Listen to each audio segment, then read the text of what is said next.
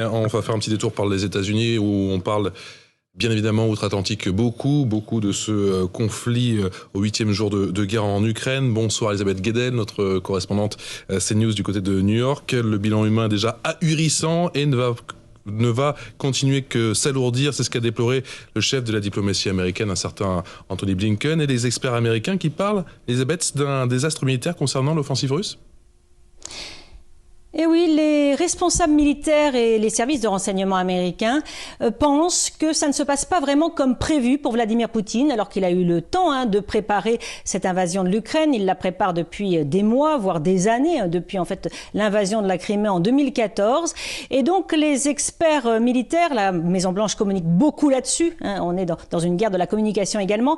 Les experts militaires pensent que c'est une erreur tactique et stratégique de la part de l'armée russe qui fait face à une résistance des Ukrainiens sous-estimée, qui a des problèmes d'approvisionnement en carburant, en nourriture pour ses troupes sur le terrain, qui doit abandonner des véhicules armés sur le bord de la route, qui perd des avions abattus depuis l'Ukraine et qui doit même déplorer des morts au sein de l'armée russe.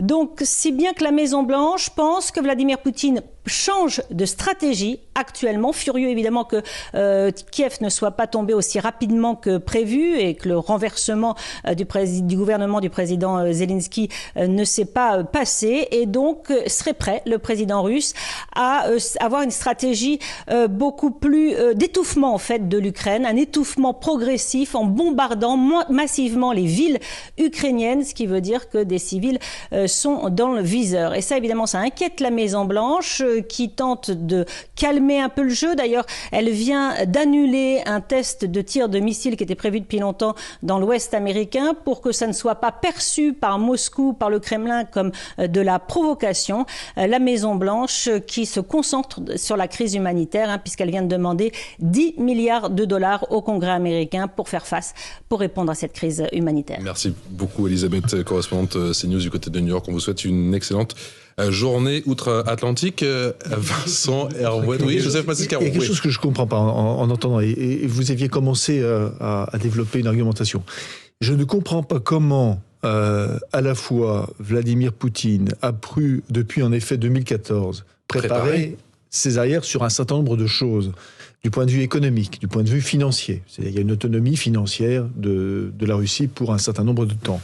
Au niveau, par exemple, des céréales, c'est-à-dire de faire à nouveau de la Russie une grande puissance céréalière, exportatrice, etc., etc. Je pourrais reprendre tous les pans de l'économie russe aujourd'hui, même si on dit en permanence et qu'on répète en mantra que le PIB de la Russie est entre celui de l'Italie et de l'Espagne. Nous sommes d'accord. Bon, bref, donc voilà. Mais je ne comprends pas comment on peut dire que, d'un côté, il a tout préparé depuis 2014, et en effet, on a des témoignages selon lesquels, et vous-même, vous avez commencé sur la question de la logistique, comment ça se fait qu'il y a, par exemple, des chars qui se retrouvent plantés là parce que sans essence. Comment vous l'expliquez ? Sergei Girnov, réponse. Je voudrais reprendre la parole de Régis. J'ai pas dit chaos. Quand on dit lenteur, ça ne veut pas dire chaos, parce qu'il n'y a pas de chaos. Les chars sont stationnés parce qu'il n'y a pas d'approvisionnement en essence, ou tout simplement, ils s'en fichent parce qu'ils se sont dit, on s'occupe d'abord de l'Est, on s'occupe de... C'est pas un parking, l'Ukraine. Bah oui, c'est ce que j'allais dire. Si, parce que si vous n'avez pas d'avion qui vous bombarde, quelle est la différence ? Quel est l'intérêt d'apporter un blindé si vous ne voulez pas le bouger ? Attendez, 60 km, c'est une division. Là, j'avoue que j'ai quand même du mal à comprendre. Sergei Girnov, je vous explique. Retentez. La même division était de l'autre côté de la frontière, à la frontière de l'Ukraine. La même division était au milieu des champs à ne rien faire. Maintenant, on l'a déplacée sur Kiev. Elle est sur Kiev et elle fait la même chose qu'elle a fait pendant 3 mois. De l'autre côté de la frontière. C'est ça la différence. C'est ça la différence. Mais elle est au pied de Kiev. Oui, c'est ça. Voilà. Est-ce que c'est logique pour vous ? Non, et sans approvisionnement d'essence. Non, après... C'est ça, c'est ça.